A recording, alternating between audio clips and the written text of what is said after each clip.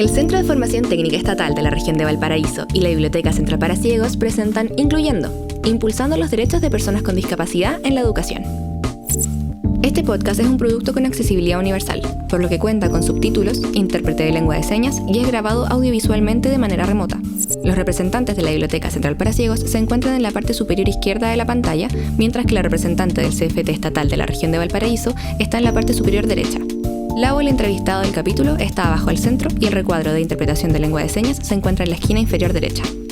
Hola, ¿qué tal? ¿Cómo están? Un gusto saludarles. Yo aquí estoy con mi compañera. ¿Cómo estás, Yeli? Bien, ¿y tú cómo estás? Súper bien. Qué bien. Muy bien, muy entusiasmado con este capítulo nuevamente. Sí. Oye, Gerald, ¿cómo estás tú? Bien, por aquí estoy en la sede de San Antonio en estos momentos. Ah, qué bueno. Hay un día muy bonito. Qué bacán. Qué bueno. Por allá, ¿qué tal? Un poquito frío. Sí. Está nublado. Está medio nublado, pero estamos en invierno, así que hay que aceptarlo. Estamos es bien. Como se viene. Sí.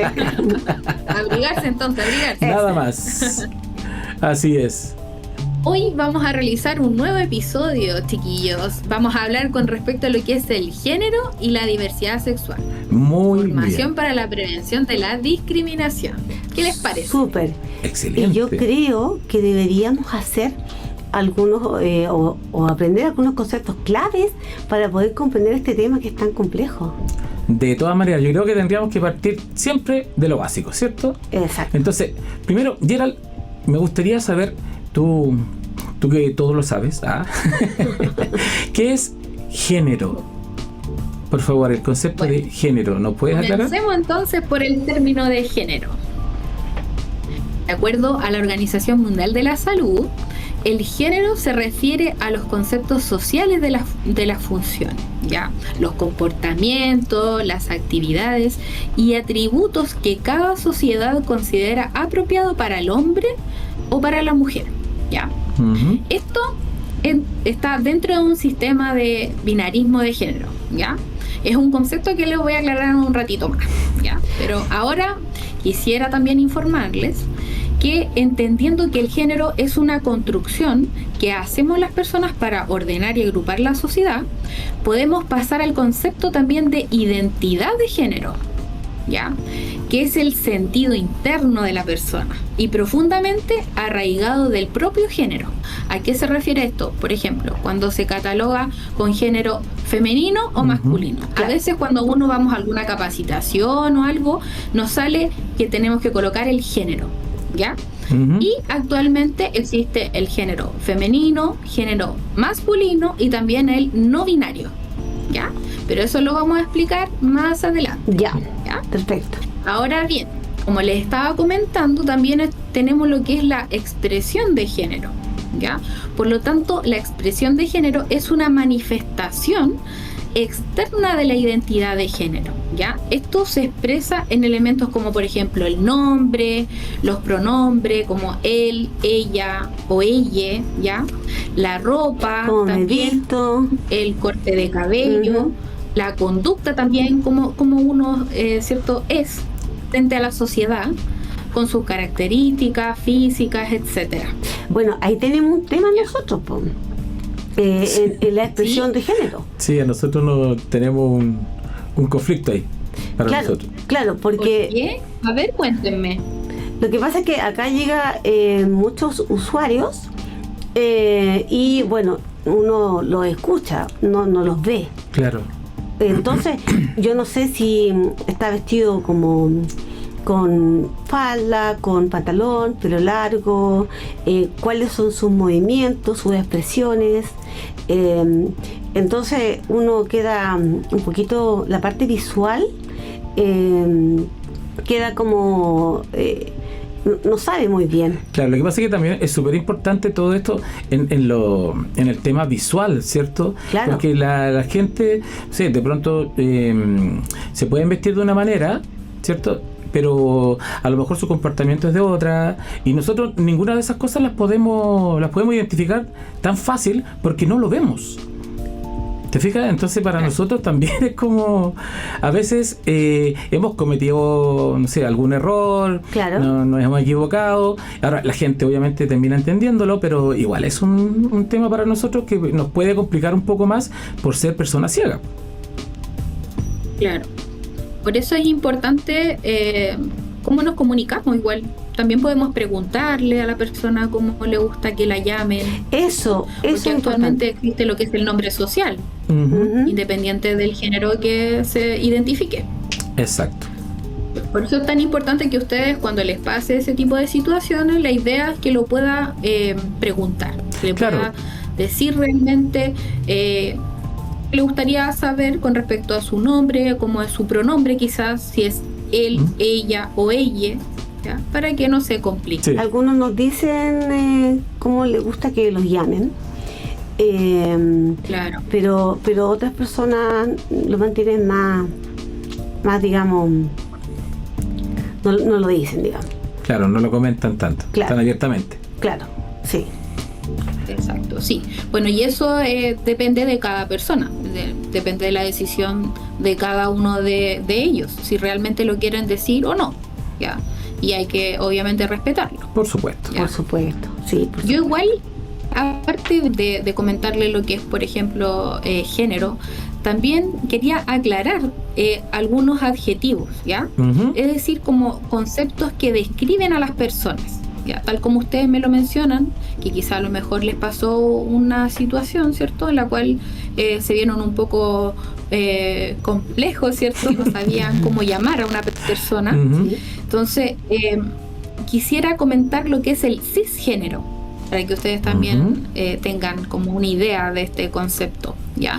Esto se define, el cisgénero, se define como una persona cuya identidad de género calza con el género que se le asignó al nacer. ¿A qué nos referimos esto? Por ejemplo, a una persona de sexo biológico hombre, por ejemplo, Ujú. un hombre que se identifica con el género masculino, ¿ya? Eso es una persona cisgénero, ¿ya? Ya. O sea, Ajá. que calza, Perfecto. ¿ya? La identidad de género. Y también quisiera mencionar con respecto a lo que es el transgénero, ¿ya? El transgénero es aquella persona cuya identidad de género, como ella se identifica, ¿cierto?, difiere del género que se le asignó al nacer, ¿ya? Ujú. Por ejemplo, ella se identifica de género femenino, ¿ya? Y difiere con el género que se le asignó al nacer, ¿ya? Ujú. En este caso es hombre, ¿ya? Perfecto. O sea, difiere. Claro, es Está como... Claro. Sí, Bien. o sea, yo tengo un amigo que era Camila, mujer, y él se sentía hombre.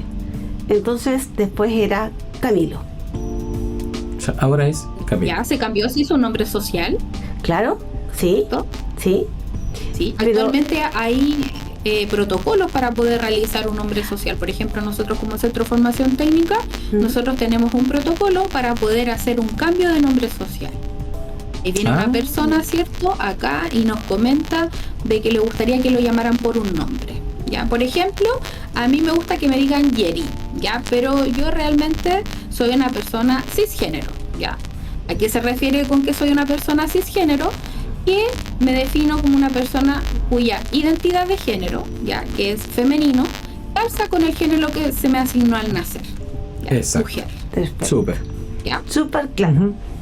Y de la mano de esto también tenemos el concepto del sexo, ¿ya? Que se refiere a las características biológicas de una persona, ¿ya? De su sistema reproductivo y sexual, ¿ya? Las características sexuales secundarias y la genética, ¿ya? Esto en relación, como históricamente, se ha hecho entre el sexo y el género, es que conforma el binarismo de género, ¿ya? Una persona que presenta vulva, útero y mamas es igual a mujer, ¿ya? Y género femenino.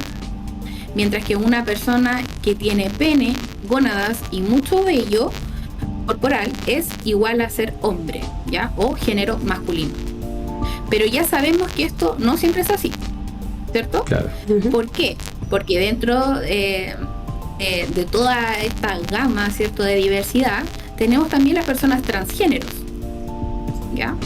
Existen estas personas que son transgénero y existen las personas no binarias, ¿ya? ¿A qué nos referimos con las personas no binarias? A a alguien cuya identidad de género no se ajusta al binarismo de género, de femenino o masculino. A eso se refiere. ¿Recuerdan ustedes, chiquillos, cuando les mencioné al inicio con respecto al binarismo de género? Sí, porque, sí, que lo mencionaste al principio, sí. Exacto. El binarismo de género es una idea errónea de lo que existen de los distintos géneros y opuestos, ¿ya? Que sea femenino y masculino. Por lo tanto, la identidad de género de una persona no binaria no es ni femenino ni masculino. Por otro lado, también quería comentarles de que existe lo que es la orientación sexual. ¿A qué nos referimos con la orientación sexual? Se refiere al deseo que se tiene de generar relaciones emocionales, románticas y o sexuales con otros, en base a la expresión de género, de su identidad de género y también de su sexo. Hoy está quedando muy clarito todo este tema. Perfecto, ya estamos todos y todos claros con los conceptos claves para comenzar este programa. Así es. Y ahora nos corresponde presentar a nuestra invitada.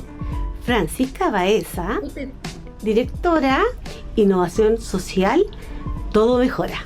Hola Francisca, ¿cómo estás? Hola. Francisca. Bienvenida. Hola a todas. ¿Cómo Muy están? bien, gracias, muchas gracias por la invitación. Aquí muy contenta de poder estar compartiendo con usted y conversando un poquitito.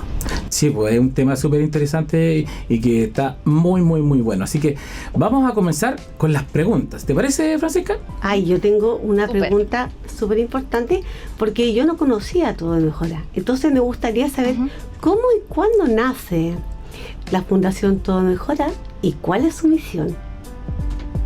Súper, muchas gracias.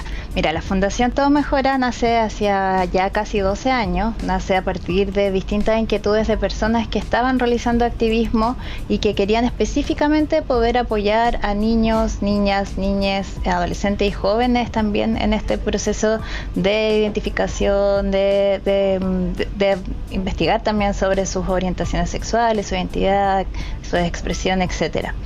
Y desde ahí que nace con una propuesta de poder generar mensajes esperanzadores para las niñeces, para la adolescencia y para las juventudes, de que supieran que no estaban solos, solas, soles.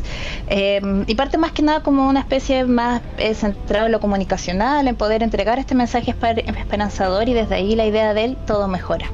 Pero a partir de eso mismo es que muchas adolescencias, niñeces, juventudes se van acercando a la fundación y van pidiendo un poco de ayuda, de orientación, de búsqueda de información, y es así que van surgiendo los primeros programas y los primeros espacios ya más de intervención que hace la fundación a partir de voluntarios que van permitiendo ir dándoles respuesta a esta niñez, adolescencia y juventudes, que fue lo que primero conformó el programa que hasta el día de hoy tenemos, que es la Hora Segura. Y desde ahí que la misión de la fundación versa mucho en el promover espacios seguros y libres de violencia para las niñeces, adolescencias, juventudes, en razón de su orientación sexoafectiva, a su identidad de género, a su expresión de género y a sus características sexuales.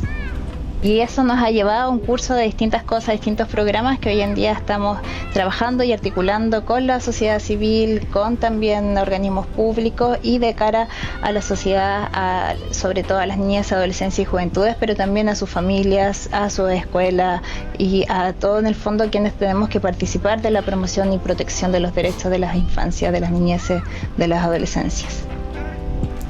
Mira. Eso como...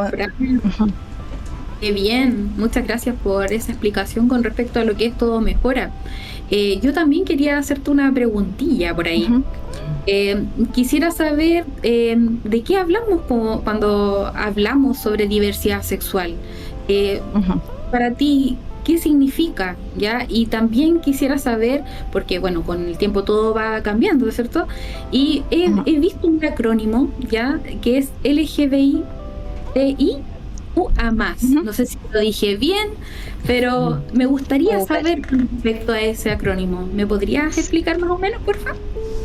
Bueno, ni un problema. Quizás partamos con la primera parte. Entonces, sobre qué entendemos de diversidad y diversidad sexual, creo que siempre es importante, antes de preocuparnos tanto de aprendernos los acrónimos, que sí son muy importantes, que sí es un proceso que nos ayuda y nos permite también la identificación, entender primero otra cosa, entender qué es la diversidad sexual, y desde ahí entender que la sexualidad también tiene distintas dimensiones. Y creo que eso es súper importante para poder comprender desde ahí como un piso base para poder avanzar hacia la comprensión de cada una de estas letras, identidades o grupos que también de repente se pueden identificar de algunas maneras más en específico.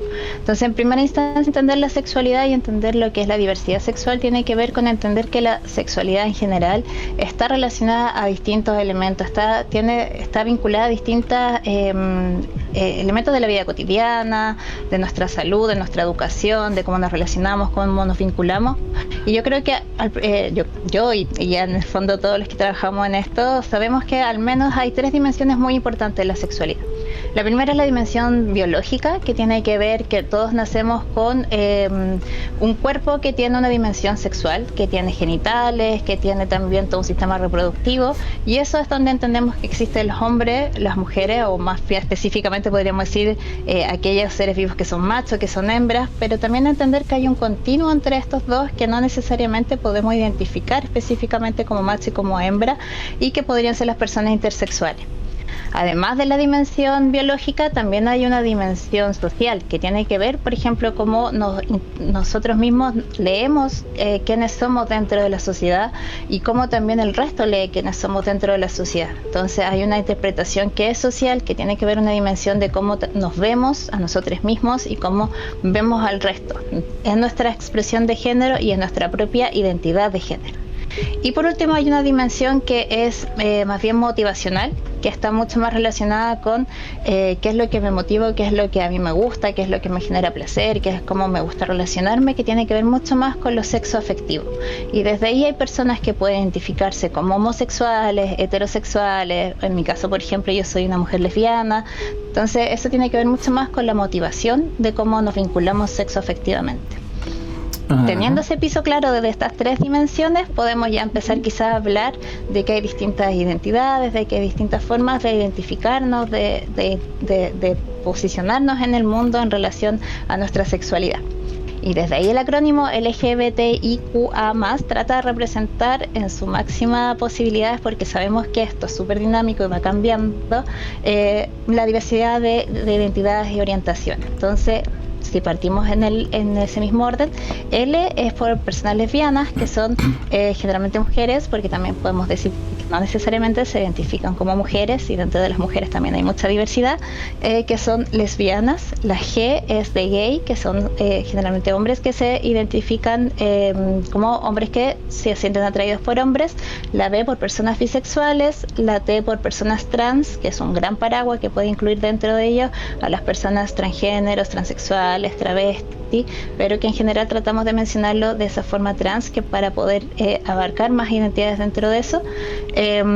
Las personas, la I es por las personas intersexuales. La Q es una palabra anglosajona que es queer, que significa que originalmente era un insulto en algunas épocas, sobre todo en Estados Unidos o el mundo más anglosajón, que significaba raro, y que después fue una reinterpretación, y hoy en día es como con orgullo que se menciona a las personas queer, que en el fondo es como también es un paraguas de conceptos muy amplio, que puede decir que en el fondo uno no necesariamente se identifica con el género que te designaron al nacer, o con la orientación sexual que deberías tener por tradición. Y la A es por las personas que se identifican como asexuales, o sea que motivacionalmente no se sienten atraídos sexualmente por otras personas. Y por último está el más, este signo, que la idea es que siempre que podamos entender de que hay más identidades, hay más posibilidades, que dentro de esto hay muchas otras variedades que podrían haber, y que también esto está en constante cambio y dinámico. Sé que es harta información, así que cualquier cosa que quede un poco en el aire me pueden preguntar y lo vamos conversando más en detalle. Exacto, no, pero está bien, fíjate que se entendió súper claro.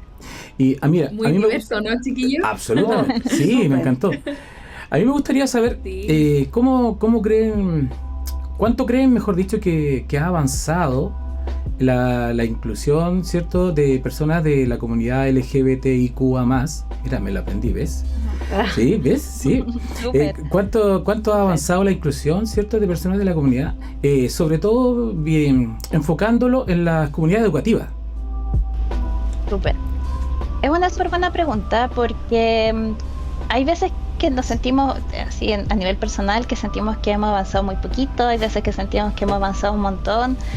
Yo lo veo también, nosotros por suerte trabajamos con un equipo bastante joven y lo veo en mis compañeros y de repente veo que mi proceso, por ejemplo, identitario fue muy distinto al de ellos y no han pasado tantas diferencias. Yo soy una persona más grande, pero no tanto tampoco. Y eso también es bien esperanzador. Y en ese sentido yo creo que Chile ha tenido como una apuesta bastante importante en general.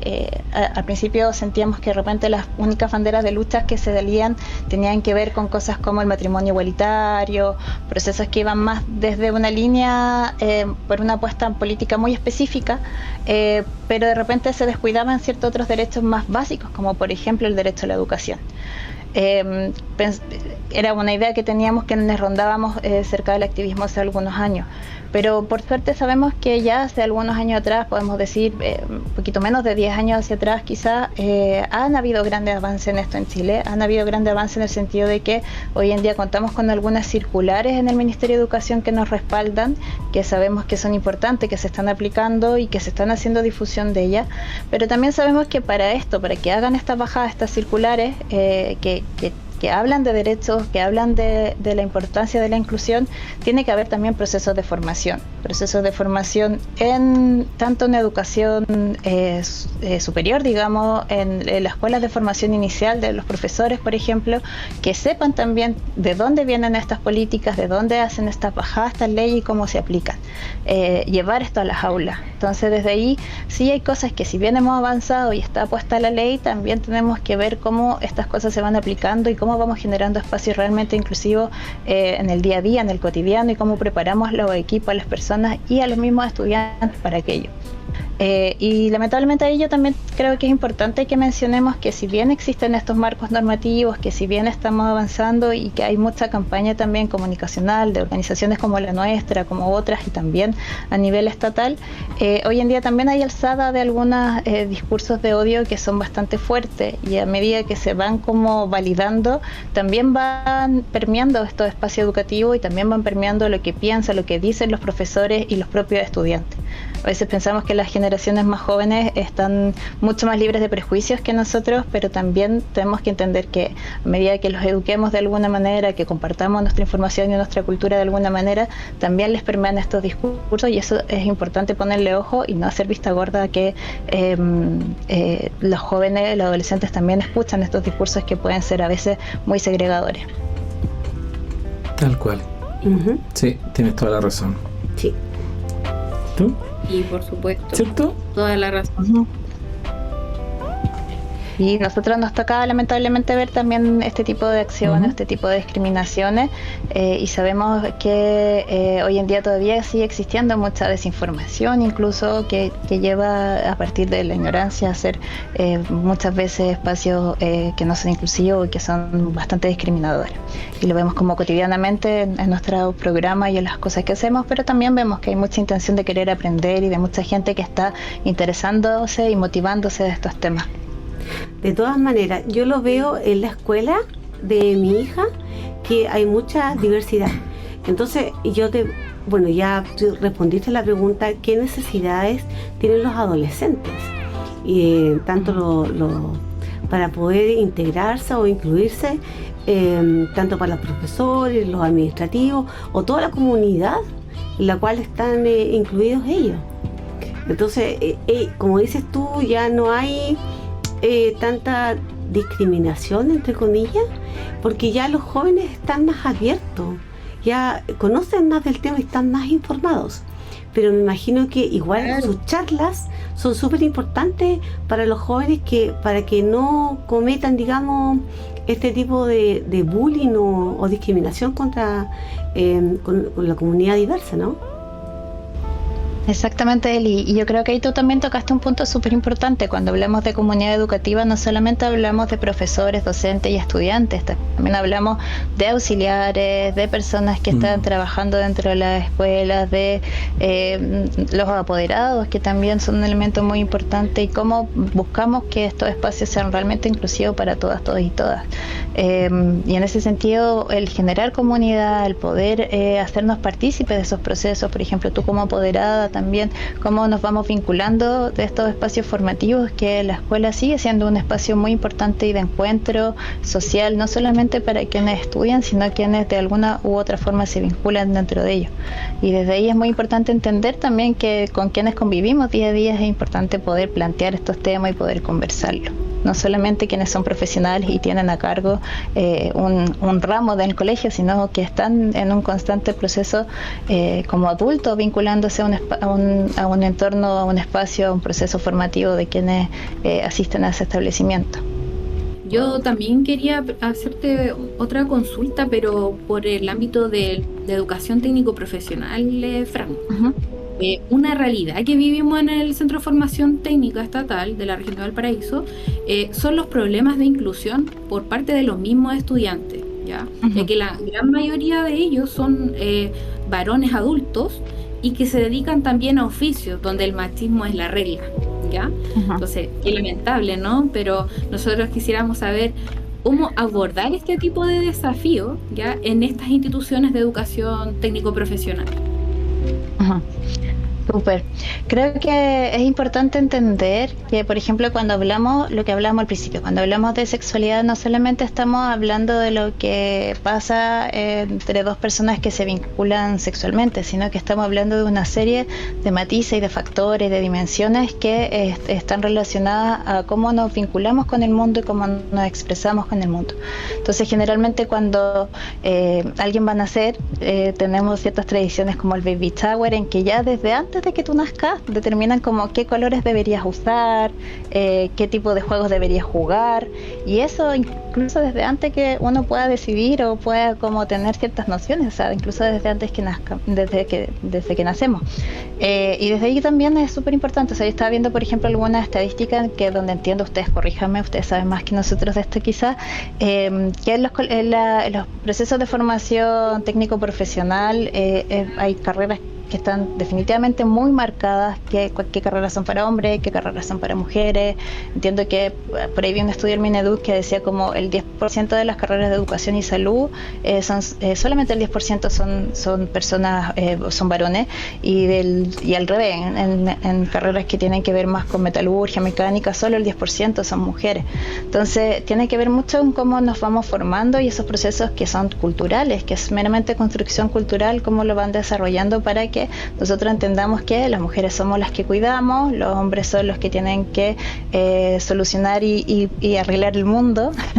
Entonces eso es súper delicado, y desde ahí entender que estos temas no solamente afectan a la comunidad LGBTIQ+, sino que afectan a todos, a todas, a todes, en el sentido de que estamos determinados de una forma muy cuadrada de ver, y cómo vamos sacando de esta cajita cuadrada y abriendo un poco nuestro horizonte y entendiendo que las capacidades, que es algo que me imagino que ustedes también conversan mucho, que son muy diversas de persona a persona, y que no estamos determinados por un género, así como no deberíamos estar determinados por un origen social o por un origen de otro país, qué sé yo, cómo estas cosas se van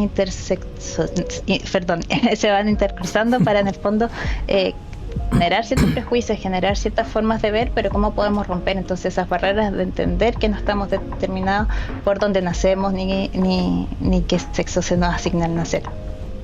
Claro. Sí, la idea es poder aceptarnos tal como somos, independiente de nuestro género o de nuestra expresión de género también. Eso es lo más importante, yo creo, que la aceptación. Ese es un tema, y aceptar al otro tal como es. Creo que es súper importante.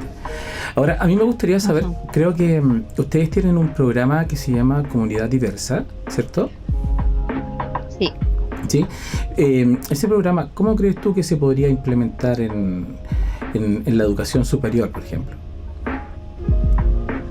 ¿Se cree que se podría? Nosotros tenemos Sí, definitivamente. O sea, nosotros, claro, tendríamos que hacer todo lo ajuste y también capacitarnos nosotros también con los desafíos que implica trabajar en la educación superior.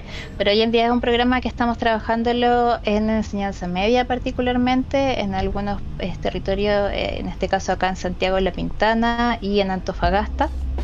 Es un colegio que hoy en día estamos trabajando todavía en liceos.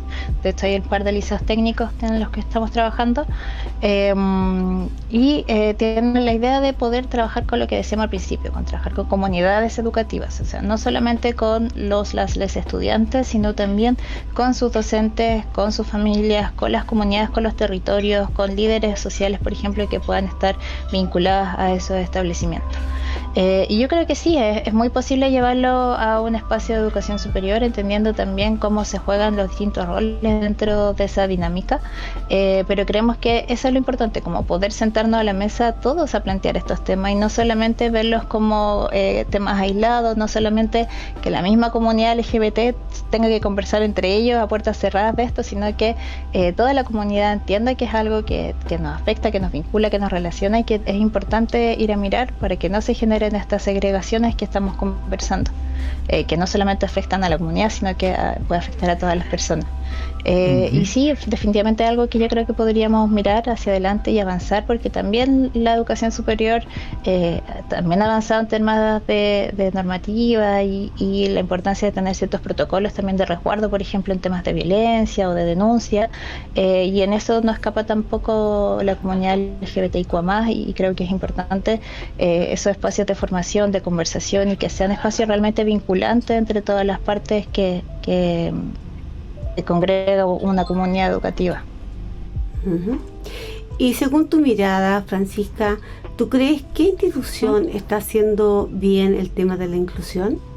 Aparte de ustedes. Sí, todo mejor. Bueno, sí, de hecho, tomando ahí recogiendo ahí la pelota que me dejaste boteando, creo que sí, hay cosas que desde la fundación también estamos intentando y estamos avanzando. Creo que es importante que podamos también hacernos cargo de la inclusión en distintos ámbitos. Creo que es muy importante que todas las organizaciones, sean organizaciones de la sociedad civil, sean establecimientos educacionales, sea el mismo Estado, tenga una mirada interseccional, que es esta mirada de entender que hay distintos tipos de opresión o distintos tipos, al contrario, de privilegios que se van entremezclando, que permiten que unas personas tengan mayor posición o menor posición o mayor inclusión dentro de los espacios, lo puedan hacer mejor uso de sus derechos. Tenemos que hacernos cargo de eso, y desde ahí, desde todo mejora. Si bien nuestro foco ha sido el tema de diversidad de género, también tenemos que avanzar hacia otros temas, y este año, por ejemplo, hemos podido avanzar un poco más en temas de mirar nuestros programas en relación a la inclusión de personas con discapacidad y personas neurodivergentes. Estamos trabajando para que nuestra línea de atención directa, que es la Hora Segura, pueda ser una línea también más inclusiva, y es un desafío súper grande, lo sabemos, y ahí tenemos mucho de qué aprender de otras organizaciones, pero estamos en eso, estamos dándole, creemos que es importante, creemos que también dentro de los mismos espacios de comunidades hay veces que nos volvemos discriminadores. O sea, en nuestras investigaciones los podemos ver también. La comunidad LGBTIQ+ también genera discriminación hacia otras comunidades en algunos espacios o de algunas maneras. Entonces tenemos que buscar cómo ir rompiendo esas barreras y formándonos nosotros mismos. Y desde ahí creo que son muy importantes otras organizaciones organizaciones de la sociedad civil también que nos hemos ido conociendo, que hemos ido apoyando. Creo que ha sido súper importante para nosotros, y como insisto, tengo un equipo más joven y más que está más actualizado con algunos temas y materias. Hemos encontrado a través de redes sociales muchas organizaciones que están trabajando estas temáticas, que hablan como de lo neuroqueer, por ejemplo, de diversidades funcionales, que están trabajando estas temáticas, y hemos podido trabajar con ellos en algunos de estos temas. Creo que también todas aquellas organizaciones que están trabajando, por ejemplo, en acercar las tecnologías a las mujeres, a las niñas, también han sido muy importantes. Yo conozco el equipo de ingeniosas que están trabajando en eso. Mi equipo estuvo trabajando hace poquito también con otra organización que se llama, no quiero olvidarme del nombre para que mencionarles, Spectrum Pro, que estuvieron ayudándolo como una productora audiovisual que estuvo trabajando con mi equipo para que poder hacer unas cápsulas de video informativas sobre algunas materias. Y eso, no sé, nosotros por suerte tenemos muy buena llegada y acogida con otras organizaciones también LGBTIQA+, así que toda la información que nosotros estamos recibiendo también lo estamos intentando compartir con ellas. Pero creo que hay un gran desafío por delante, y que es poder hacer estos cruces como interseccionales entre distintos tipos de discriminación y distintos tipos de barreras que nos vamos poniendo nosotros mismos para los procesos de inclusión. Qué bien, porque nosotros en nuestra comunidad también nos hemos encontrado con mucha diversidad estos últimos años. Entonces toda esta información nos ayuda para poder comprender y aceptarnos todos como... Es, Eli. ¿Cierto? Es súper importante. Y así es, Eli. Uno va comprendiendo, como lo mismo me pasaba, ¿cierto?, con las siglas que van aumentando. Yo antes sabía, por ejemplo, que lo que era LGBT nomás, y después se le fue incorporando más letras. Entonces, todo va cambiando, uno va aprendiendo a la medida del tiempo, se le van incorporando más conceptos, más definiciones, y tenemos que ir actualizándonos, ¿cierto? Sí. Y creo que es súper importante eso. ¿Cómo, Rodri? Creo que es súper importante el ir incorporando a todas, todos y todes acá, porque creo que lo fundamental de todo esto es aceptarnos los unos a los otros y creer que el otro es distinto. Eso no es malo, porque somos todos distintos en definitiva, y eso es lo que hay que empezar a aceptar. La diferencia existe y esa es la que tenemos que respetar. Exacto. Fran, tú como persona, ¿cuál sería como tu compromiso con la inclusión? Trabajando hace mucho tiempo en temas que tienen que ver con la educación, creo que me quedó muy claro la idea de diferenciar el concepto de la deserción escolar, por ejemplo, con la exclusión escolar. El entender de que muchas veces tenemos esta idea de que el niño deserta de la escuela, y en verdad principalmente puede ser que la escuela lo esté excluyendo. Entonces, cómo ir trabajando esas barreras en vez de pensar en la deserción o que alguien quedó de lado, quedó fuera, el cómo nos hacemos cargo para que eso no suceda. Y desde ahí ir mirando, por ejemplo, lo que hemos estado conversando, ir hablando de interseccionalidad, entendiendo cuáles son esas barreras, cómo una misma persona de repente se puede encontrar con más de una dificultad para poder hacer el pleno uso de su derecho, por ejemplo, en la educación. Entonces, esas miradas transversales y entender que estas realidades existen, que han existido siempre, que a lo mejor no estaban dentro del acrónimo LGBTIQA+, sino que no es que no existieran, sino que a lo mejor no las nombrábamos. Y empezar a nombrarlas ya se vuelve algo importante, ya se vuelve un cambio, pero también es importante entenderlo e incorporarlo. Y educar lo que sabemos, educarnos entre nosotros, ir actualizándonos siempre. Exacto. Muchas gracias, Francisca, nos dejaste súper informada. A mí me asombra esta gran dimensión, que yo pensé que era más pequeña, pero ahora lo veo algo que es muy importante, y las creencias que uno tiene van cambiando, van modificando y van llegando como al corazón.